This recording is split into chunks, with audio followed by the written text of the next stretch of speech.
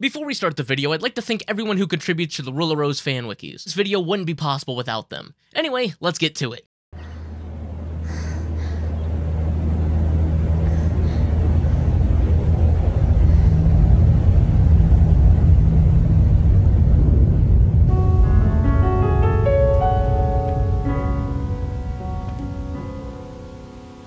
Say where is my shame when I call your name. So please don't set me free. I'm as heavy as can be. I will do you harm. I will break my arm. I'm a victim of your charms. I want to be dead when I'm in bed. I can be so mean, you can't beat me. I would like to shame you, I would like to blame you,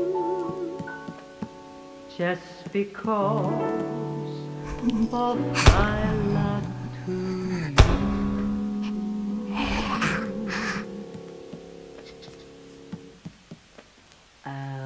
Love itself is just a princess as roses in May. I know nothing can drive it away. But love itself is just a dream.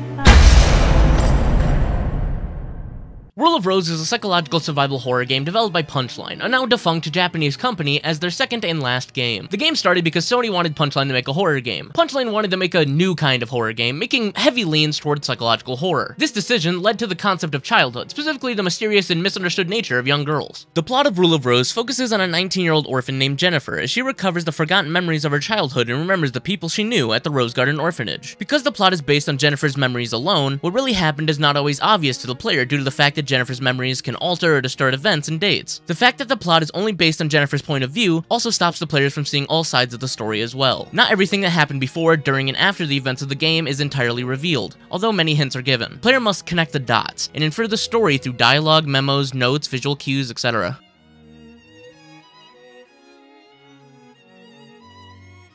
Jennifer's parents rode a luxury airship traveling from Cardington to India. The airship crashed and Jennifer was the sole survivor. After the airship crashed, a poor pea farmer named Gregory M. Wilson found and rescued Jennifer. His son Joshua had recently either disappeared or died. Gregory took Jennifer in and was kind to her, and he tried to give her a happy life despite living in poverty as he did with Joshua. However, Gregory was depressed, suicidal, and an alcoholic. He dressed her up like his son and called her Joshua. He also had a gun he often seemed to want to use on himself, drank heavily, and refused to let her leave. One day, a young girl from the nearby orphanage named Wendy discovered Jennifer in Gregory's basement through a window. Mistaking her for a boy, she referred to her as a prince. They started to exchange letters, and though Jennifer revealed her gender, she continued to be the prince, with Wendy being the princess. Eventually, Wendy would help Jennifer escape. During this, Wendy would steal Gregory's gun and trade a rose brooch for Jennifer's teddy bear. The duo soon arrived at the orphanage, where she became involved with the Red Crayon Aristocrat Club, a club secretly run by Wendy as the leader. Wendy and Jennifer became best friends, and Jennifer even tolerated the games she didn't quite agree with. The duo soon fell in love, promising to be together forevermore. Jennifer soon found a small puppy. She named him Brown and gave him a collar. She even showed it to Wendy, though Wendy preferred that it be just her and Jennifer forever. Jennifer resisted this, however, and kept Brown. This resulted in a jealous Wendy spreading lies about Jennifer to punish her, commanding the aristocrats to bully her in several ways. Eventually, Hoffman mysteriously disappeared, along with Martha, Carol, and Clara, leaving the children all by themselves. Hoffman wrote in his diary, "I'm leaving the orphanage.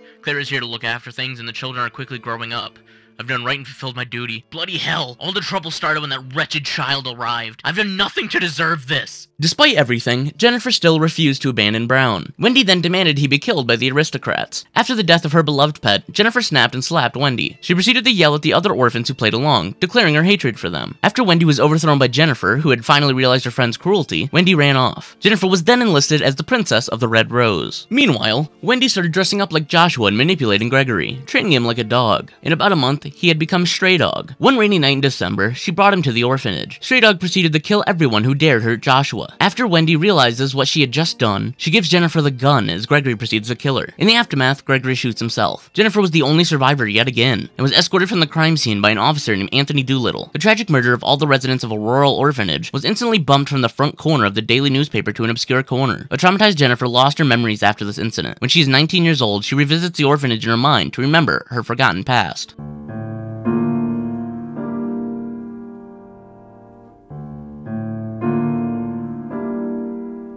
March 1930, The Little Princess. In the dead of night, Jennifer sleeps at the back of the bus traveling along a rural country road. At the front of the bus, a young boy sits, reading a handmade storybook. He awakens her and begs her to read the rest of the story to him. Jennifer takes the book, but to her surprise, most of the pages are blank. The bus comes to a stop and the boy suddenly runs out of the bus and down the road. Jennifer yells for him to wait and follows the boy off the bus, which, immediately after, speeds away, leaving Jennifer all by herself. Following the path after the boy up a strange hill, Jennifer hears familiar sounds of a dog barking. She finds an unlocked shed and enters it, only to find a dog collar bearing the name Brown. After leaving the shed, the boy is again spotted running away. Following the boy, Jennifer is led to an orphanage known as the Rose Garden Orphanage. Through the bars in the gate, she sees two girls wearing paper bags over their heads, with one of them beating something in a sack with a stick. Behind them, the boy enters the mansion, shutting the door behind him. Frightened, Jennifer looks for a different way in. She finds a back gate, and at the front of the orphanage, she finds the girls in the sack have disappeared. Jennifer enters the orphanage, and the front door is locked behind her. Following the boy up the stairs and into the attic, she finds the boy standing on top of a fort, and he tells her to read the storybook to him. Jennifer opens the book, and she discovers that the story has more to it. A voice calls out over a loudspeaker, announcing the start of a funeral. The boy advises Jennifer that the funeral is for her dear friend before disappearing again. In the inner court of the orphanage, Jennifer finds a grave and senses something important to her is buried there. Digging furiously, Jennifer finds a coffin and peeks inside, discovering the beaten sack from before. Before Jennifer can take a closer look, however, the girls wearing paper bags surround her. One exclaims how filthy Jennifer is, giving the girls a cue to pour water on her ceremoniously. A voice over a loudspeaker intercom then gives a pre-flight speech. Ladies and gentlemen, thank you for joining us on our flight.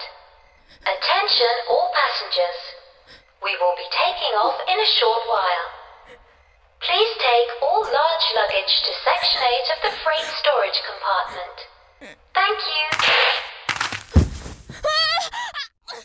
And the group of girls push Jennifer into the coffin, shut her inside, and carry her away into the darkness.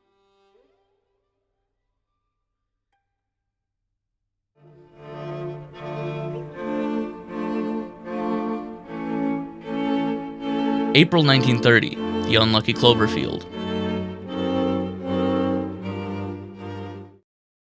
Jennifer wakes up and finds herself tied with a rope to a support beam in a strange room. Over a loudspeaker, the boy, watching her from the next room, tells Jennifer in a cruel, mocking tone that she has been a bad girl. He advises her that every month, Jennifer must offer a gift to the Red Crane Aristocrat Club, or he, the ruling prince, will kill her. The boy then lowers a pair of scissors on a pulley and cuts Jennifer free. Exploring the area, Jennifer finds the door to the Aristocrat Club with a poster on it, stating that the monthly gift is a beautiful butterfly. After looking out of some windows, Jennifer discovers that she is traveling on an airship in the sky. Jennifer explores the airship and meets many girls who are dressed as princesses. Most of them are fairly rude to her. Jennifer learns their names: Diana, Meg, Eleanor, Susan, Olivia, Amanda, and Clara. One girl, however, addresses herself as Wendy and greets Jennifer in a polite and friendly manner. She also meets a few boys: Xavier, Nicholas, and Thomas, as well as two adults: Hoffman and Martha Carroll. Jennifer soon frees a dog bound by rope with scissors, and realizes from the dog collar she saw in the shed that his name is Brown. The two bond, and Brown follows Jennifer throughout the airship. Jennifer locates a green butterfly, but when she attempts to put it into the monthly gift box, it is refused and called ugly. Jennifer eventually finds a beautiful blue butterfly, and soon after, many monsters known as imps swarm her. Jennifer, escaping the imps, makes her way to the monthly gift box. It accepts the butterfly, and inside the club room, Diana throws Jennifer onto the ground and states that her butterfly is worth nothing. As punishment, Diana and the rest of the aristocrats encourage Amanda to poke a stick with a rat tied to it on the Jennifer's face, and she faints.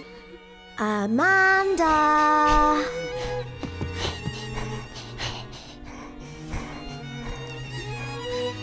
There.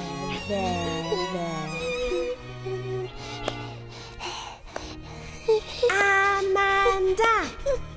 Amanda! Amanda! Amanda! Amanda! Amanda!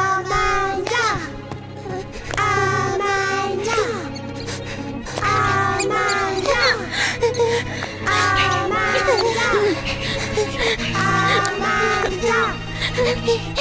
Amanda!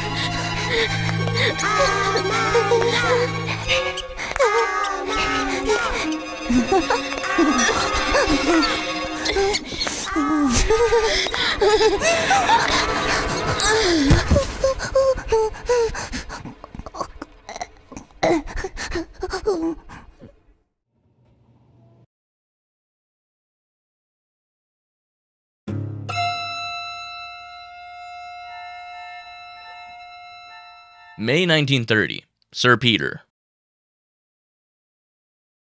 Jennifer wakes up in the filth room and finds a letter from Amanda, telling her to meet her at the highest point of the airship. On the airship's roof, Amanda apologizes to her, begging her for forgiveness for the rat punishment. Back in the airship, Jennifer is called by the Aristocrat Club to find Wendy's missing pet rabbit Peter. Jennifer begins her search, and upon entering the filth room, Jennifer encounters a mysterious man who simply ignores her and walks away. Jennifer then finds Peter, but the rabbit runs away and Jennifer gives chase. With Brown's help, Jennifer is led to a bloody bag being beaten by imps. They notice her and alert Hoffman. Hoffman suddenly attacks Jennifer, and Jennifer has no choice but to kill him. After Hoffman's defeat, the imps drag his corpse away. Jennifer carries the bloodied bag to the monthly gift box, and Peter scurries out of the bag and into the aristocrats' room. Inside, Jennifer is promoted and Amanda is demoted by the aristocrats. The aristocrats repeat the rat punishment with Jennifer, giving the punishment to Amanda this time. Upon putting the rat in Amanda's face, she immediately faints, and looking at the rat herself, Jennifer realizes it's covered in maggots and faints as well. Jennifer comes to in the club room as the boy watches her from atop his fort. He offers her 3 storybooks: The Bird of Happiness, Mermaid Princess, and The Goat Sisters, in order to make her remember her sin.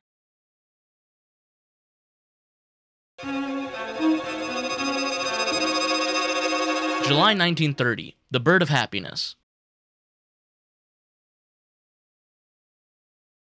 This chapter begins with Jennifer awakening in a room with Eleanor. Jennifer realizes Eleanor's birdcage is empty and Eleanor leaves. Leaving the room, Jennifer overhears Diana and Meg talk about Eleanor, and they walk away, dropping a red feather behind, which Jennifer takes. Jennifer takes a look at the monthly gift, which is the Bird of Happiness. Using the red feather as a clue, Brown assists Jennifer in finding the bird's scent, and Jennifer finds a path of red feathers leading to the woman's lavatory. Inside one of the stalls is a bird drawing with blood above it. Hearing someone approaching towards her, Jennifer hides in the stall as Diana and Meg enter giggling. Jennifer hears the duo snickering and laughing as they mock Eleanor. They leave, but Jennifer is soon caught eavesdropping on them. Meg reveals to Jennifer that the Bird of Happiness is somewhere in a room nearby, and that it will die if it isn't found in time. Meg also tells her that she cannot remember which room it was. Diana and Meg then make a bet to see if Eleanor would cry or get angry upon finding her dead bird. Jennifer finds a box in one of the rooms. After a long search and using various clues, Jennifer realizes that each box only contains a smaller box inside of it. Eventually, when Jennifer opens the last box, she finds that Eleanor's bird has indeed suffocated and died. Eleanor stumbles into the room, takes her bird's corpse from Jennifer's hands, and merely places its limp body into her cage. Eleanor then apathetically donates it to the Aristocrat Club's gift box. Meg and Diana follow after Eleanor, leaving Jennifer behind. Jennifer remembers a part of her promise by the chapter's end. Everlasting happiness is a joke.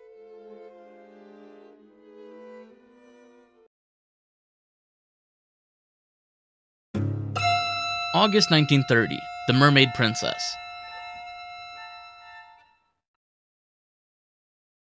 This chapter begins with Jennifer awakening in a room with Diana, who notices Hoffman's fish is gone. Diana then leaves Jennifer alone to search for the missing fish. Jennifer notices Olivia crying at the monthly gift box. Upon examining it, Jennifer realizes that the monthly gift is an unmarried mermaid. Jennifer meets with Meg and Eleanor, who are discussing the existence of mermaids. They ask Jennifer about mermaids and leave, leaving a fish scale behind. Using the scent of the fish scale, Brown leads Jennifer to a fish head, and using the scent of the fish head, to a room on the other side of the airship. Along the way, Jennifer sees Clara with Hoffman and Diana searching for Hoffman's fish. In the room with the fish scent, Jennifer fights the mermaid princess. After its defeat, the monster turns into a mermaid doll, and Jennifer finds herself in Hoffman's room with Diana and Hoffman. Hoffman strokes Diana's head and body in a sexual manner as she sobs, and he leaves. Diana grabs the mermaid doll, lashes out at Jennifer, and places a dirty rag from inside of Hoffman's aquarium on Jennifer's face. Jennifer remembers a part of her promise by the chapter's end.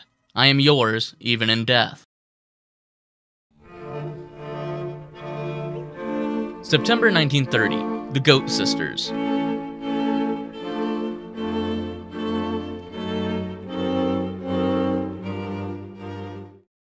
This chapter begins with Jennifer awakening in a room with Meg, who appears to be missing something. Meg then leaves Jennifer alone, pondering to herself. Jennifer meets with Diana and Eleanor. From their conversation, Jennifer realizes that Meg is missing a love letter that she wrote to Diana. Diana, however, explains that she already received the letter and ripped it in half because she was sick of Meg following her all the time. They then face Jennifer and ask her to find the other missing half of Meg's love letter. The send of the letter leads Jennifer to the aristocrat's luggage room. Inside, she fights the Goat Sisters, which are two goat imps wielding scissors and a pitchfork. After defeating the Goat Sisters, Jennifer examines a grandfather clock in the room and discovers a goat corpse and the other piece of Meg's love letter in its stomach. Diana and Eleanor enter the room, with Meg behind them. Meg accuses Jennifer of tearing apart her love letter to Diana and cries in Diana's arms. Disgusted, Meg orders the aristocrats to put Jennifer into the onion bag while the other children place various insects inside of it. Horrified and trapped, Jennifer faints inside of the onion bag. Jennifer comes to, back in the same room in which the chapter started. Jennifer remembers a part of her promise by the chapter's end.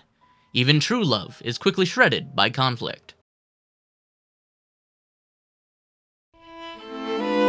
June, the gingerbread house.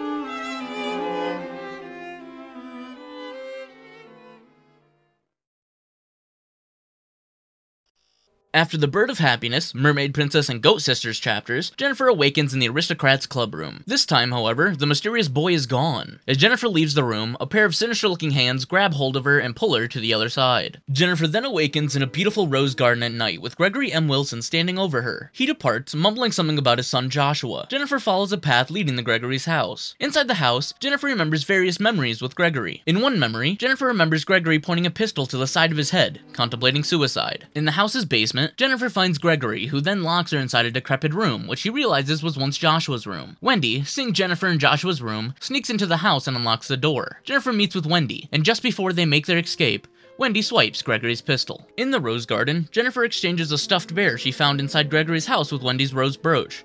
Wendy then names the bear Joshua.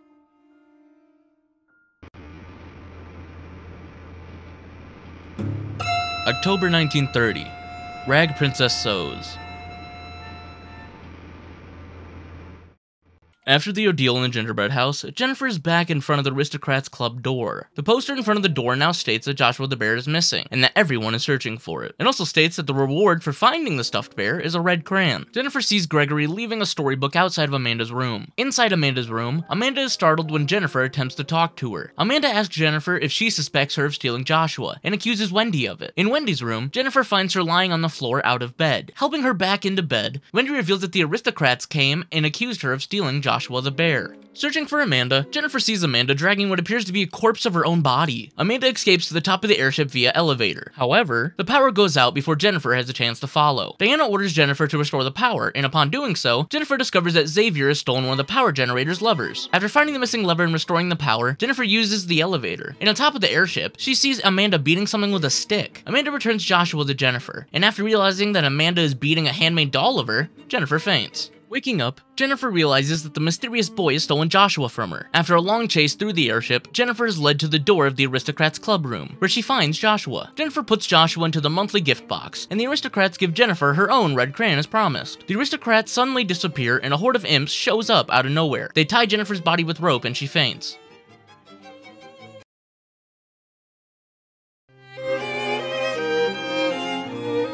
November 1930. The funeral.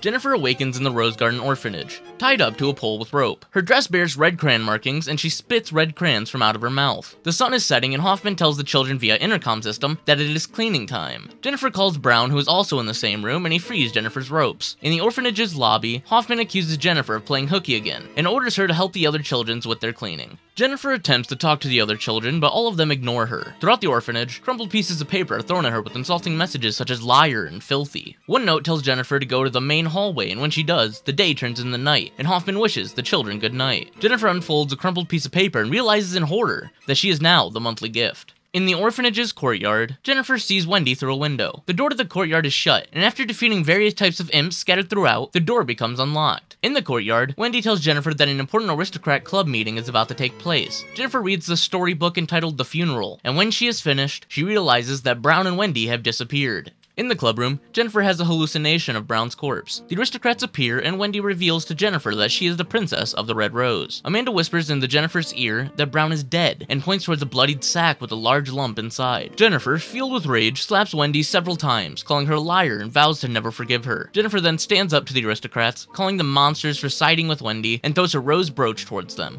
Wendy, humiliated and heartbroken, runs out of the room, sobbing.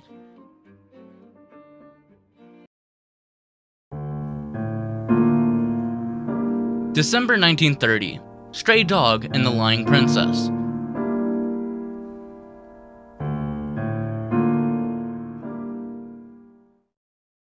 It's a rainy night as Jennifer awakens in a room in the orphanage. She hears laughter from Amanda and Susan, who beckon her to follow them. Amanda then shoves Jennifer into a room where the Red Crayon Aristocrat Club asks her to be the new Princess of the Rose. Before Jennifer can decline, Susan sees Wendy outside the orphanage. The girls, prepared to go out and ridicule Wendy, head outside. Jennifer, however, decides to stay inside. Jennifer hears screaming outside and silently stands in fear of what to do. Suddenly, the front door of the orphanage opens, and Jennifer sees that Joshua and Gregory are there, and Gregory is now Stray Dog. Joshua sets him to attack Jennifer, and after a battle, Brown, symbolically making her stronger, aids Jennifer. After defeating Gregory, Jennifer proceeds outside to find Joshua. Joshua reveals to Jennifer that he is actually Wendy, and she tells Jennifer that she brought Stray Dog for her own selfish reasons. Wendy apologizes and gives Jennifer Gregory's gun. Gregory, still alive, kills Wendy and faces Jennifer once more. Jennifer gives the gun to Gregory. He proceeds to shoot himself with it. Jennifer then runs into a bright light which escorts her away to come to terms with her past.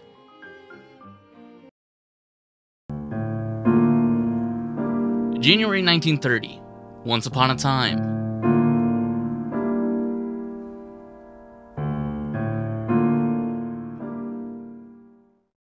The player is now Jennifer as a little girl in the Rose Garden orphanage as she reflects on her memories. As Jennifer exits the orphanage, she notices Wendy drawing in the dirt. Jennifer travels through the front gate as it shuts on Wendy, who lowers her head in sorrow. Jennifer reaches the shed and gives Brown the collar she made for him. She remembers her promise that she once made to Wendy and makes the same promise to Brown. Everlasting true love, I am yours. Jennifer then locks Brown in the shed, promising to protect his memory forever until her death.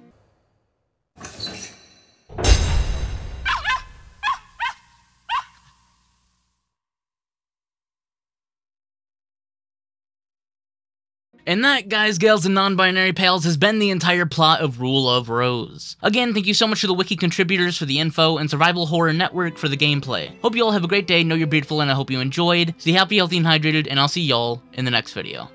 See ya!